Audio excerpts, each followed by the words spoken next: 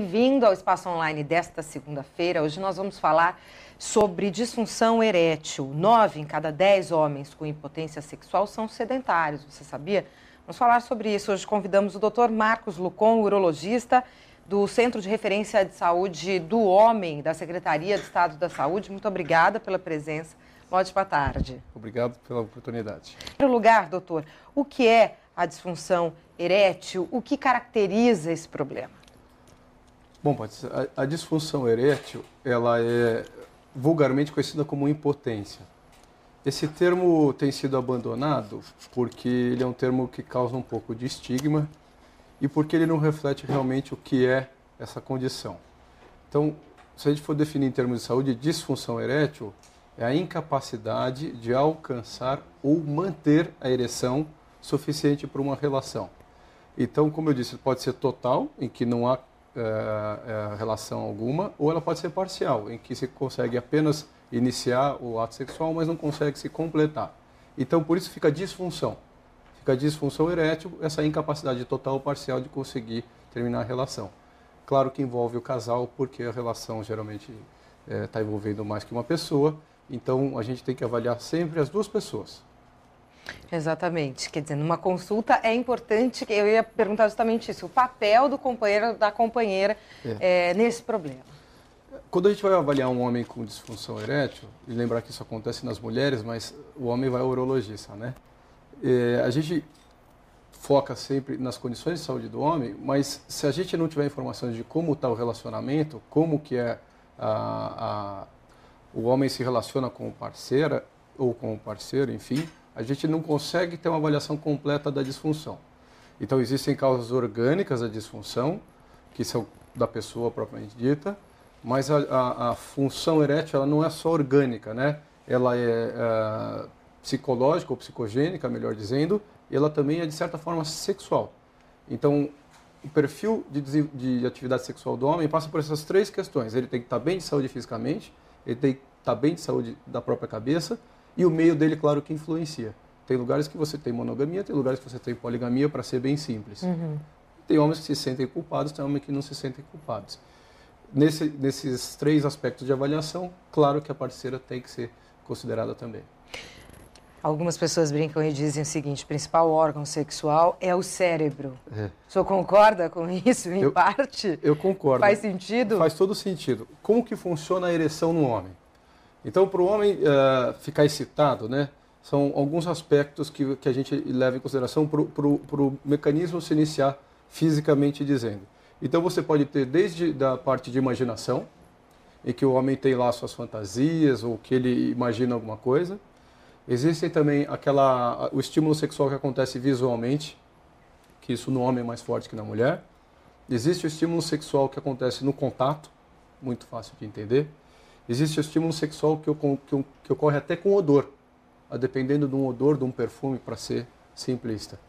Então, o estímulo sexual no homem, ele acontece de várias formas. E se a gente for olhar de uma forma geral que eu disse, propriamente, ou mais peniano no começo, foi o contato. Uhum. Né? A imaginação está aqui, o odor está aqui, o visual está aqui, a gente ainda não chegou lá. É claro que a resposta é muito focada no homem, né?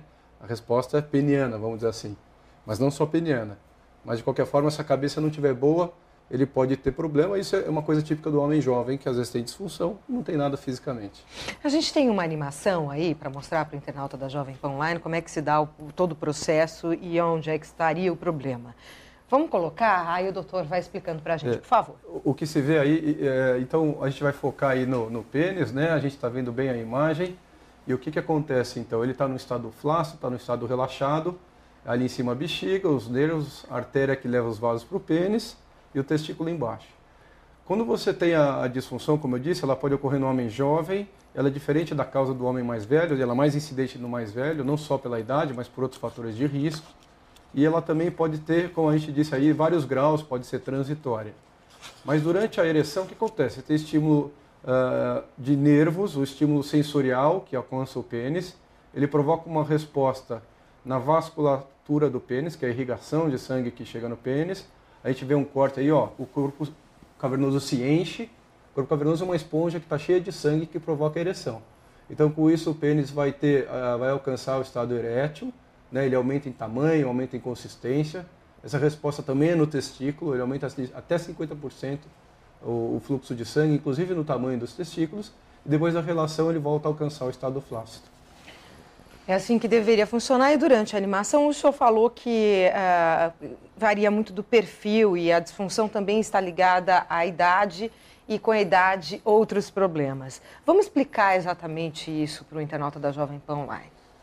Bom, quando a gente vai avaliar um paciente jovem, claro que ele tem chance de ter disfunção, né? Como eu disse, parcial, total, isso varia, conforme a gente falou, com a idade. No paciente até 40 anos, ou por volta dos 40 anos, a gente tem uma taxa pequena de 20% de algum grau de disfunção. Pequena, até 20% de algum grau de disfunção moderada e uma pequena taxa de disfunção importante. Quando você vai envelhecendo aos 60, 70 anos, o que muda? Você tem grau de disfunção pequena, mas a disfunção moderada é quase 3 vezes aquela de quando você é mais jovem, e a disfunção completa ou total também é muito maior, até 3 vezes do que o paciente jovem. Por que isso muda, que é o que a gente está falando? No jovem, geralmente a condição física é boa. Então ele tem as artérias boas, ele é magro ou não é muito obeso, ele tem uma reserva de saúde muito boa porque ele é jovem. Então ele consegue ter a parte orgânica da ereção muito bem, e quando ele apresenta uma disfunção, a grande maioria das vezes é por uma causa que está aqui. E o que é isso? Pode ser estresse do trabalho, por exemplo, ou estresse de um relacionamento, uma separação, pode ser uma ansiedade por conta para pagar, ou com outros problemas diferentes, até de sexualidade, de forma que nesse grupo jovem, a grande maioria dos casos, quando existe de disfunção, é por essas causas. E é claro que a gente conversa com o paciente, vai tendo a dica através da consulta, mas existe uma coisa muito simples para a gente saber e que ajuda a gente se o paciente tem uma causa orgânica ou não. Mesmo por mais velho, isso vale. Quando o homem está dormindo, você tem vários estágios do sono. E tem um estágio do sono que chama sono REM, R-E-M, que é Rapid Eye Movement. Esse é um sono profundo e que o homem e a mulher têm. O que acontece? O olho fica mexendo, do nome REM, o coração está acelerado, a respiração está acelerada, que é um sono, é um estágio normal do sono. E no homem, tipicamente, tem ereção. Independente da atividade dele, se ele fez sexo, se ele é padre, se ele é empresário, se ele fuma, se ele bebe ou se ele é gordo. Isso faz parte do sono normal.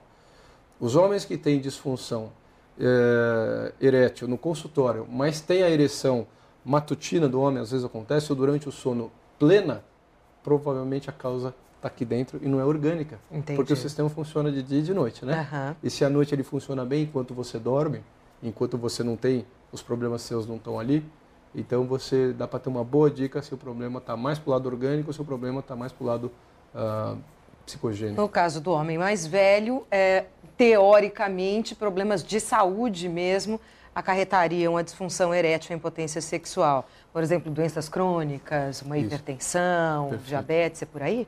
No homem mais velho, o que acontece? Veja, o declínio da função sexual ele acontece com a idade um pouco. Então, como a gente foi vendo aí, não só o processo de envelhecimento acontece, mas acontece bastante os fatores de risco que levam até a disfunção erétil. E é muito fácil de guardar os fatores de risco. Não precisa você fazer nenhum estudo, não precisa ser urologista. Basta saber o que causa infarto, que a gente vê na televisão. Eu vou explicar por quê, né? Então, vamos começar bem uma pincelada. Obesidade, tabagismo, sedentarismo, colesterol alto e bebida também são fatores que a gente sabe que são mais infartogênicos, eles levam a mais disfunção. Nós estamos conversando hoje aqui no Espaço Online com o Dr. Marcos Lucon, urologista do Centro de Referência da Saúde do Homem da Secretaria de Estado.